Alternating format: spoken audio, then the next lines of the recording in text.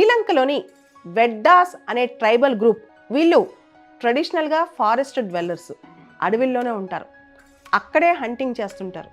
వీళ్ళ జీవితం కూడా చాలా ప్రిమిటివ్గా ఉంటుందన్నమాట.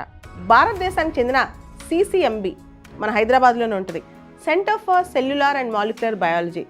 దాంతోపాటు శ్రీలంక కొలంబో యూనివర్సిటీ, వీళ్ళందరూ రీసెర్చర్స్ చాలామంది కలిసి ఒక రీసెర్చ్ చేశారు. ఆ రీసెర్చ్ పేపర్ని మైటోకాండ్రియన్ అనే ఒక జర్నల్లో పబ్లిష్ చేశారనమాట. వెడ్డా ట్రైబ్స్కి భారత్ జెనెటిక్ లింకేజ్ ఉంది, ఇండియాతో జెనెటికల్గా వాళ్ళకి ఉంది. ఈ లింక్ అనేది, జెనెటికల్ లింక్ అనేది 1000 సంవత్సరాల నుంచి వాళ్ళు క్యారీ చేస్తున్నారంట.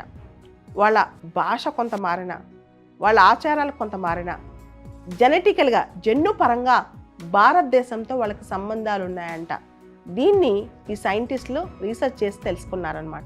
వెడ్డా ట్రైబ్స్ యొక్క DNA అనాలిసిస్లో మొత్తం ఈ విశ్లేషణ తేలిందంట. వాళ్ళు అనాది కాలంగా సిన్హలీస్ అంటే వాళ్ళ సొంత భాష వదిలేసి సిన్హలీస్ మాట్లాడతారంట.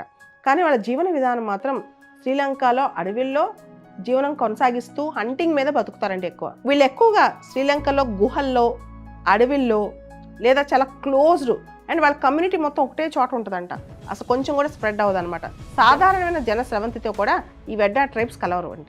6th century BC నుంచి ఈ వెడ్డా ట్రైబ్స్ శ్రీలంకలో ఉన్నారని వినికిడి అనమాట. South India, south east Asian దేశాలతో వీళ్ళకి ఎథ్నిక్ కనెక్టివిటీ ఉందని కూడా చాలామంది భావిస్తుంటారు. శ్రీలంకలో ఇండిజినస్గా ఎప్పటి నుంచో సెటిల్ అయిన పాపులేషన్గా వెడ్డాస్ని అనుకుంటారు ఈ వెడ్డా ట్రైబ్స్. అసలు ఈ వెడ్డా అనే పదం తమిళ్లోని వెదాన్, VEDAN పదంలోంచి వచ్చిందని, లేదా సాంస్క్రిట్లోని వ్యాధ అనే పదంలోంచి వచ్చిందని అంటుంటారు. రెండింటికి మీనింగ్ ఒకటే, హంటర్ అనమాట. బేసికల్గా వెడ్డాస్ హంటర్స్ అండ్ గ్యాదరర్స్.